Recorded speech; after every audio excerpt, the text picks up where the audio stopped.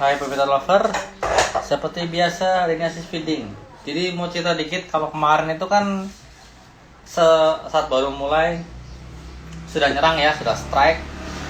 Tapi ternyata setelah dia melepas, si balpitonnya nggak mau menelan. Jadi setelah video selesai saya masih harus asis lagi, suapin lagi baru dia nelan. Ya udah seneng gitu ya. Wah, akhirnya strike sendiri. Ternyata di PHP. Ya. Ini pindah dulu sekalian bunuh tikusnya.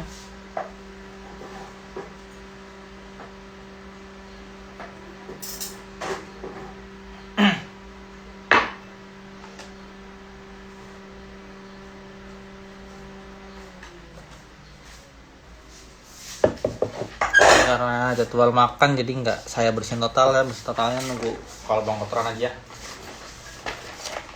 tanggung soalnya.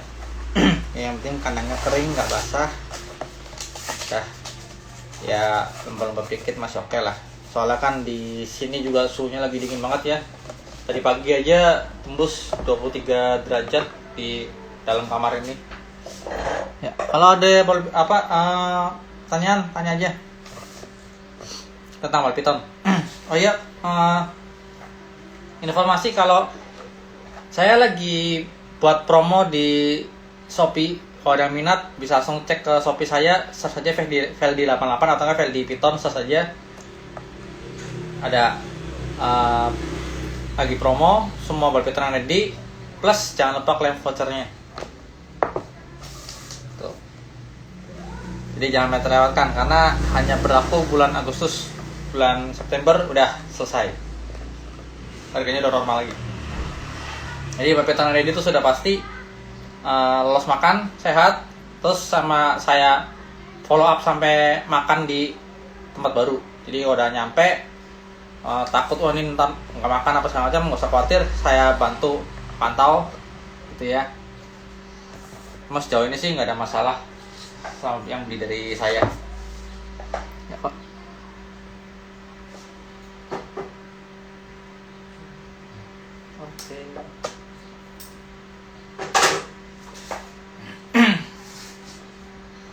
Seperti biasa ya. Ini balpiton satu, tinggal satu ini belum makan ya.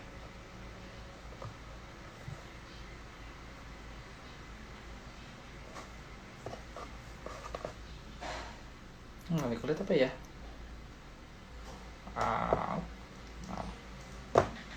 Sip.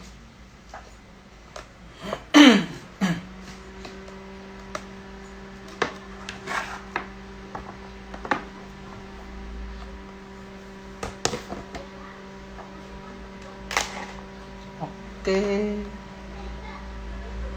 Hari ini mau bahas apa ya?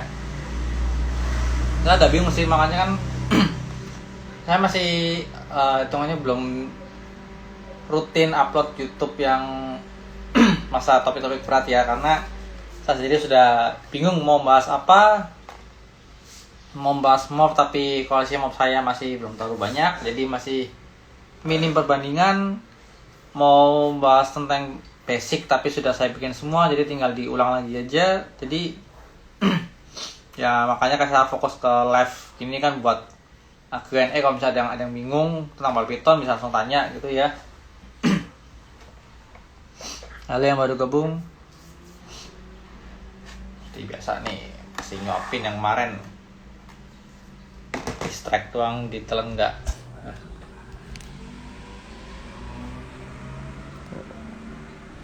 Akhirnya harus disuapin lagi. Jadi asis itu sampai kapan ya? Sampai dia makan sendiri terus nelan sendiri. Nah itu berlangsung sampai 3 kali. Jadi kalau misalkan balpiton asis tau-tau hari ini makan sendiri sampai ditelan, itu jangan terlalu senang dulu, karena masih ada 2 kali makan untuk memastikan bahwa dia sudah benar-benar bisa menyerang dan bisa ada mau menelan sendiri gitu. Jadi mungkin baru kalau 1-2 kali makan itu masih ya bisa makan lagi bisa enggak gitu ya. Karena menurut pengamatan saya itu makan pertama termasuknya dia belajar untuk menyerang, belajar untuk melilit, belajar untuk menelan. Makan kedua itu buat nginget apa yang udah di makan pertama dia lakukan. Makanya makan pertama sama makan kedua tuh kadang masih suka miss berikutnya ya. Tapi kalau tiga kali makan, kemungkinan buat nggak makan yang keempat tuh jauh lebih kecil.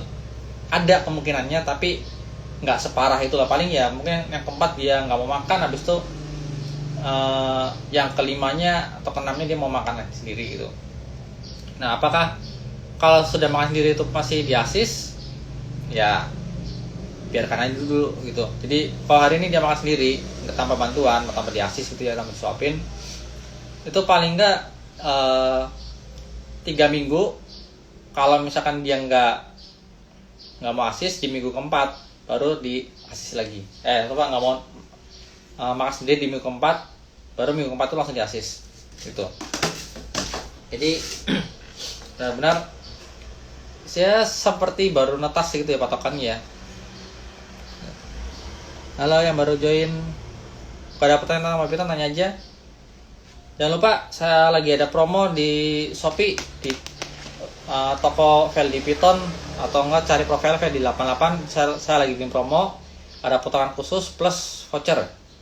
Jadi jangan sampai terlewatkan.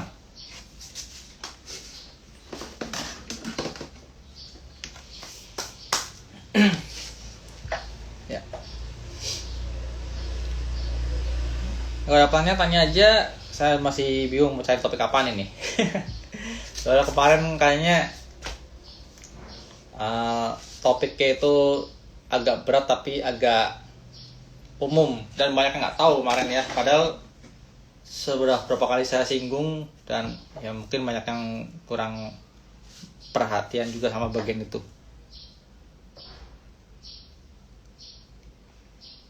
Masuk ke feeds ya, alat gabungnya soalnya biar bisa lihat.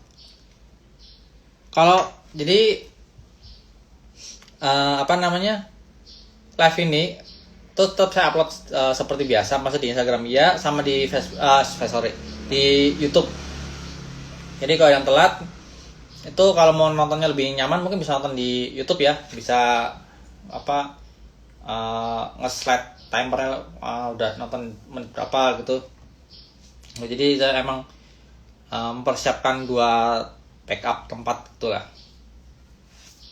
buat mempermudah ya, karena nonton di Instagram itu ya mungkin saya ngobrol satu jam kurang gitu, kadang males juga ya, maksudnya timernya nggak bisa di skip ntar kalau misalkan ada urusan terus terakhir nonton sampai berapa ya kan nggak ini ya, agak kurang gimana gitu. Kalau di YouTube kan bisa langsung menit sekian kemarin, jadi langsung lanjutin aja.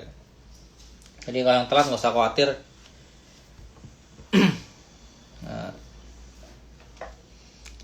Pernah ngalamin BBPP nggak ada lidah nggak? Saya ada, nggak pernah nongol lidahnya. Kalau itu sejauh ini belum pernah ya. Makannya juga susah bener. Sejauh ini belum pernah. Cuman deformasi atau cacatan seperti itu juga kemungkinan ada, entah karena genetik entah karena kromosom yang bermasalah gitu ya. Tapi biasanya masalah itu ada di saat pembentukan embrio sih, kalau saya bilang. Kalau memang bukan morf yang mengandung aneh-aneh gitu ya, biasa masalah di bagian saat proses inkubasi. Dan soal makan ya balik lagi, karena ular itu menciumnya lewat lidah bukan lewat hidung, otomatis ya mereka agak kesulitan dalam mencium bau mangsa gitu. Dan biasanya kalau misalkan disuapin beberapa saat ya menurut saya agak wajar sih, karena kondisinya yang kayak gitu ya. Sebulan baru makan 1 ekor jumper. Kalau dia makan sendiri, itu indikasi dia bisa makan gitu aja. Jadi tinggal kitanya aja mau berusaha supaya dia makan enggak. Tapi kalau misalkan benar-benar dia nggak disuapin terus, ya nunggu sampai respon makan dia muncul gitu. Karena untuk seperti nggak punya lidah itu saya masih kurang informasi ya. Ya kalau misalkan nggak punya mata masih mending ya, karena masih bisa melihat, masih bisa mendeteksi panas gitu ya, masih bisa mencium bau. Nah tapi kalau udah nggak punya lidah itu saya masih belum dapat gambaran, karena lidah untuk ular tuh lumayan fatal fungsinya. Halo juga, kalau ada pertanyaan tentang malpiton tanyain aja. Jadi ya namanya breeder, begini ya, kalian udah siap jadi memutuskan untuk jadi breeder, berarti sudah siap untuk menjalani hal yang nggak diinginkan. Salah satunya ya itu tadi, nyuapin bal piton yang belum mau makan gitu kan. Terus seandainya inkubasinya bermasalah itu bisa kemungkinan deformasi, mungkin tulangnya bengkok atau cacat atau apa segala macem lah ya. Terus pokoknya hal gak enaknya itu harus siap kalian hadapi gitu.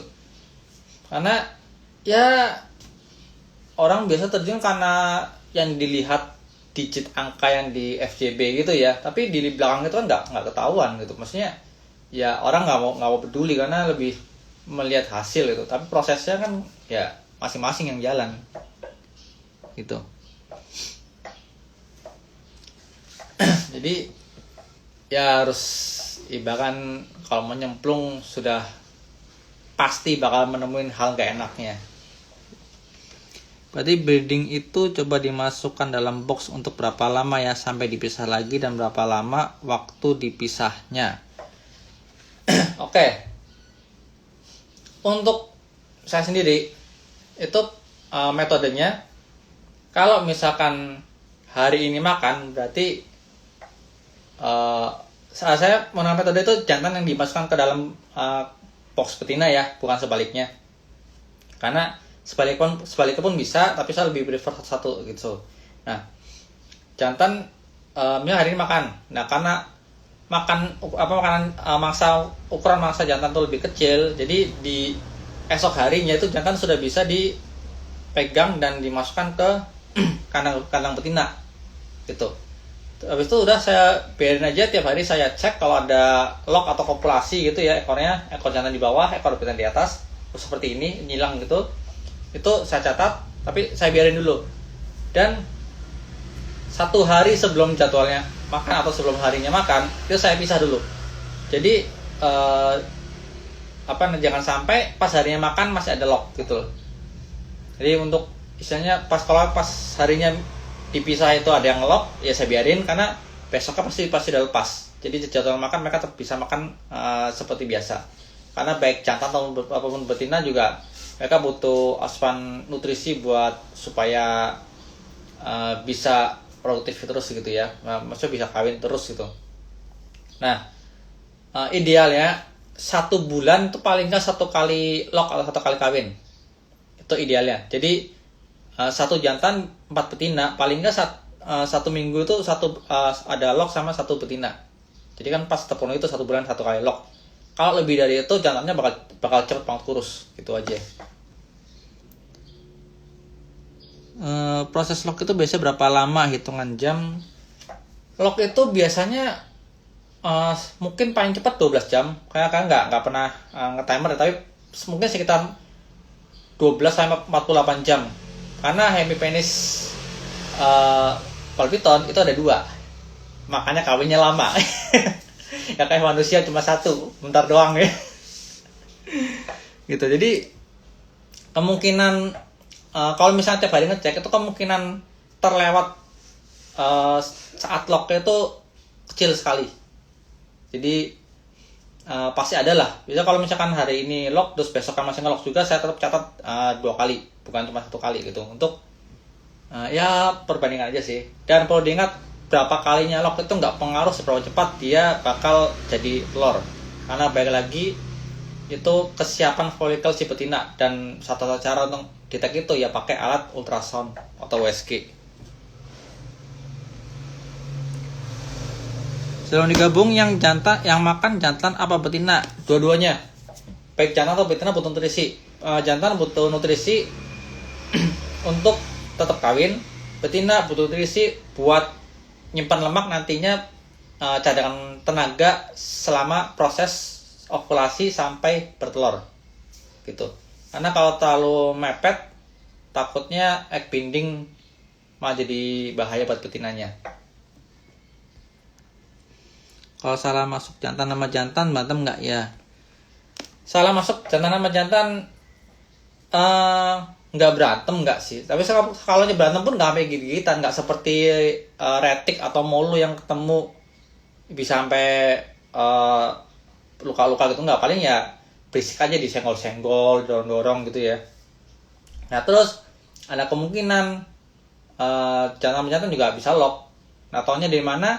Kalau udah yakin itu jantan dan yang satu ragu, itu biasa posisi ekornya bisa kebalik gitu. Karena kalau lagi ngelok itu posisi ekor jantan pasti di bawah, nggak mungkin betina yang di bawah, itu nggak mungkin, pasti jantan di bawah. Tapi kalau misalkan hari ini jantannya di bawah udah benar ngelok seperti kail gini ya, terus lock berikutnya kebalik, nah berarti mereka pernah bedangan itu. Kalau belum lock dipisahkan ya, boleh digabung lagi, nunggu berapa lama? Kalau belum lock ya intinya sih kalau cuma satu ya hari ini makan, besok kawin, gabungin lagi sampai jadi siklusnya sama, nggak ada spesifik oh ini hari ini udah lock, yang harus seperti ini, yang belum lock harus seperti ini, itu nggak sama. Jadi istilahnya kayak kita nyatuin, mereka belum tentu kawin, karena balik lagi hewan pun perlu pendekatan gitu, nggak langsung datang kawin itu, enggak. Mereka butuh pendekatan dulu. Kalau misalkan benar-benar nggak ada pilihan lain ya si betina baru mau menerima si jantan tersebut gitu. Tes ilmunya, yo sama-sama. Direndam obat kuat makanya lokal lama. Wah kalau itu nggak tahu ya. Ya, nih yang kemarin ngeledek ini udah seneng nge-strike, ternyata nggak ditelan. Akhirnya pas udah matikan kamera harus di-assist juga ujung-ujungnya.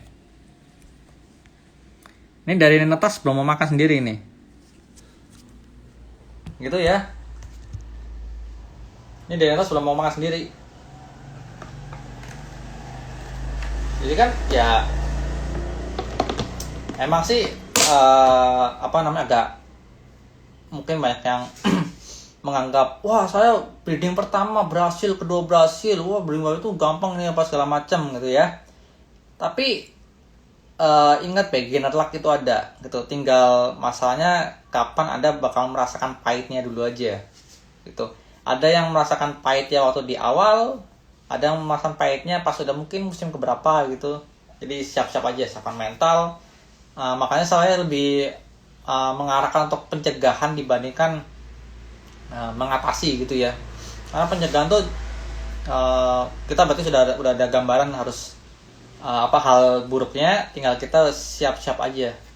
Banyak informasi supaya bisa tetap bisa dengan santai lah menghadapinya gitu. Pernah nggak di-assist terus sampai mati kelaparan? Nggak di-assist terus mati kelaparan, apakah pada ujungnya juga akan mati kalau dia benar-benar starving? Ya mau gimana pun kalau misalkan nggak makan pasti mati ya. Dan saya ada sih yang gimana ya? Kalau itu balik lagi ke tega atau nggak tega. Sebentar, saya sambil dulu ya.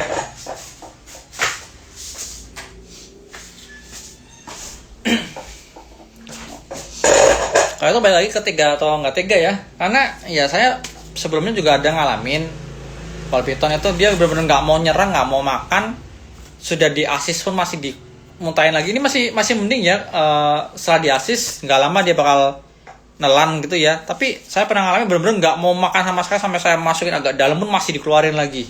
Itu udah adu kesabaran tuh. Akhirnya saya nyerah di di tahun pertama. Saya 1 tahun saya coba buat assist, nggak ada respon bagus, sampai saya biarin nggak makan 1 bulan, terus Saya lagi kok kurus, kasihan itu. Saya coba asis lagi.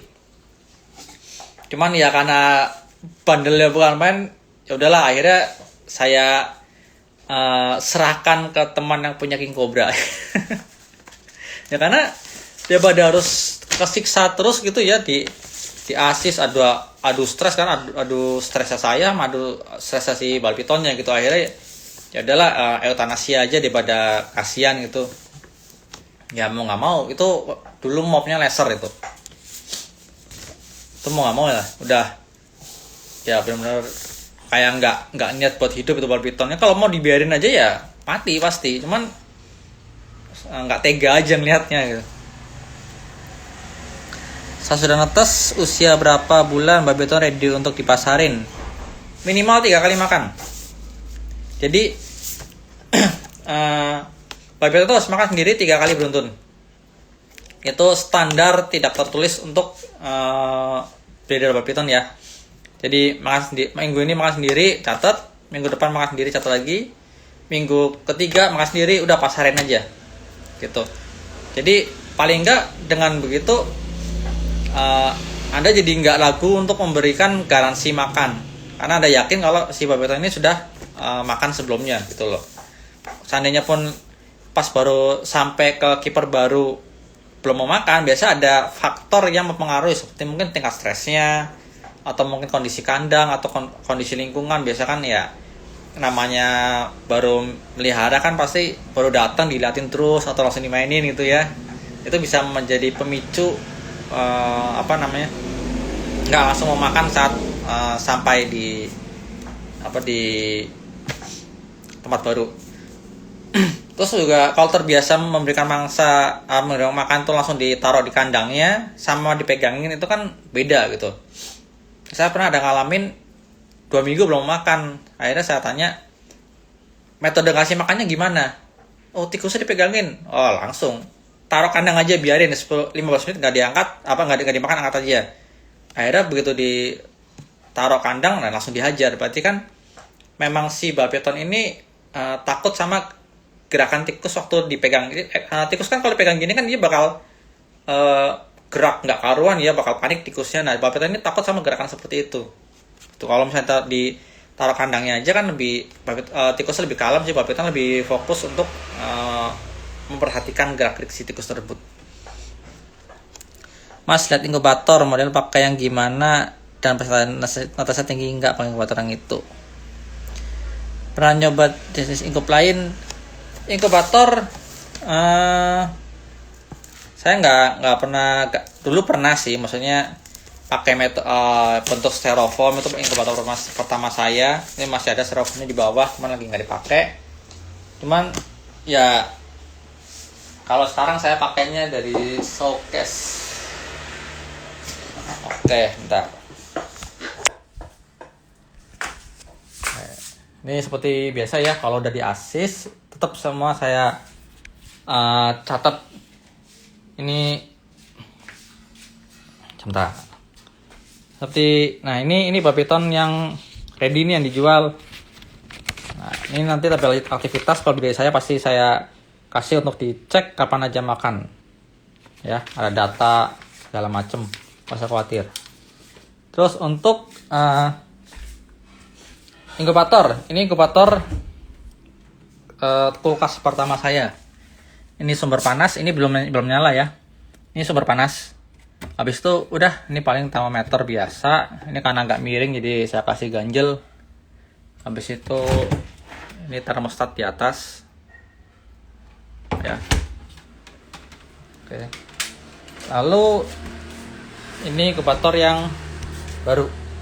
Nah, yang baru ini panasnya ada di sana, jadi di custom sama teman saya di coil gitu dari samping. Terus ada kipas supaya udara dinginnya bisa lebih mencar gitu ya. Gitu aja. Jadi intinya kalau inkubator itu fokus di kestabilan suhu. Nggak usah pusingin kelembapan pas segala macam. Nggak, kelembapan itu tugasnya box inkubasi, bukan inkubatornya. Gitu. Jadi campur aduk ya. Karena suhu yang penting itu suhu di inkubator, di box inkubasi itu fokus kelembapan, bukan fokus ke suhu. Jadi jangan sampai uh, probe termostat dimasukin ke box inkubator kan, box inkub, karena suhunya bakal beda nantinya. Gerakan helikopter, iya. Panasnya pakai heatpad gitu ya. Ya sumber panas bisa heatpad, bisa lampu, bisa mungkin coil sendiri gitu ya. Itu nggak masalah karena ya balik lagi. Yang penting itu panasnya aja. Panasnya cukup dan stabil. Jadi fluktuasi suhunya itu nggak naik turun terlalu jauh ya, paling 1 derajat atau paling jauh 2 derajat lah. Itu sudah bagus. Jangan sampai lebih dari itu, karena kalau fluktuasi suhu yang terlalu jauh itu nantinya bakal bermasalah ke pembentukan embrionya. Makanya kan ada berapa yang cacat apa segala macam, nggak kurang bagus ke bentuknya itu ya. Itu bisa jadi karena naik turun suhu yang terlalu drastis, atau bisa karena umbilical cord, antara dua itu. Nah, terus kalau suhunya terlalu rendah pun otomatis menetasnya lebih lama. Tapi kalau suhunya terlalu tinggi itu juga resiko kalau misalkan listrik padam dan backup power kita nggak kuat gitu ya. Ya otomatis kan suhu akan drop. Nah, itu bakal pengaruh ke embrio nantinya. Gitu. Jadi ya sesuaikan sama dana aja sih bikin inkubator. Kalau misalkan itu ya yang jelas investasi wajib kalau mau breed itu inkubator dulu. Kalau mau bisa bikin yang langsung bagus itu untuk jangka panjang oke. Tapi kalau bikin kepepet yang penting suhunya stabil udah, pakai aja udah, nggak usah pusing gitu. Ada pertanyaan lagi? Ayo kalau ada mau cari ball python, saya lagi ada promo di Shopee, bisa cek lapak Veldy Python atau profilnya Veldy 88. Itu lagi ada potongan plus jangan lupa klaim voucher. Lumayan diskonnya loh. Mau Pulau Jawa oke, luar Pulau Jawa juga oke. Aman. Yang penting packing oke. Kalau box styrofoam bagus kan? Baguskah? Kalau styrofoam ya bagus aja sih, karena styrofoam itu salah satu box yang bisa mengisolasi suhu dari luar gitu ya. Cuman ya itu kan cuman untuk paling satu clutch ya. Kalau misalkan lebih dari itu agak sayang aja pakai styrofoam. Mending langsung keluar dana lebih buat bikin yang tadi seperti saya itu yang dari kulkas bekas itu oke lah ya, mungkin sedia range dananya itu sekitar 600 sampai 1,5 buat satu inkubator yang kulkas tadi ya kan. Nggak bisa dipungkiri beda kota, mungkin beda harga, beda orang beda harga gitu ya. Yang jelas range harganya antara 400.000 sampai 1,5 juta buat bikin inkubator yang kulkas itu gitu. Jadi menurut saya paling enggak itu punya satu jantan sama 4 betina, dan saat mau breeding usahakan inkubator sudah siap gitu. Jangan sampai udah mau nelor inkubator belum ada, nanti bakal kewalahan sendiri.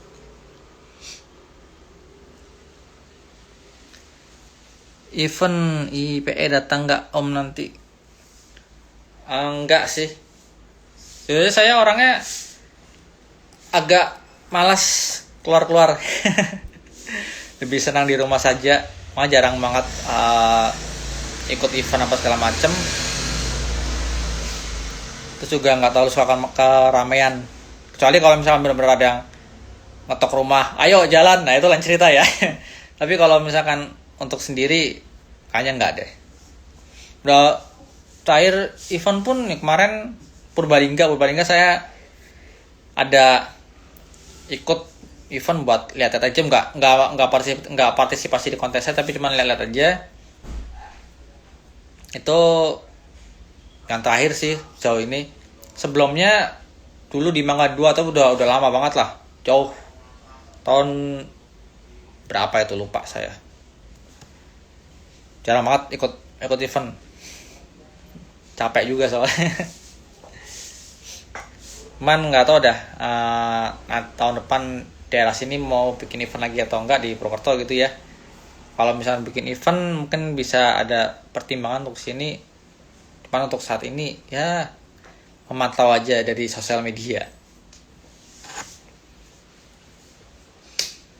Ya, ada pertanyaan lagi?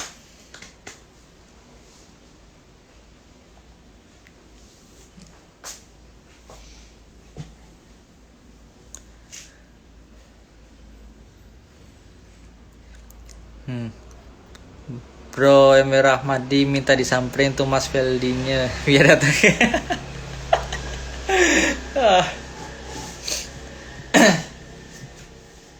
Ya intinya sih saya emang nggak terlalu nggak terlalu antusias sama keramaian gitu ya, karena ya baik lagi mungkin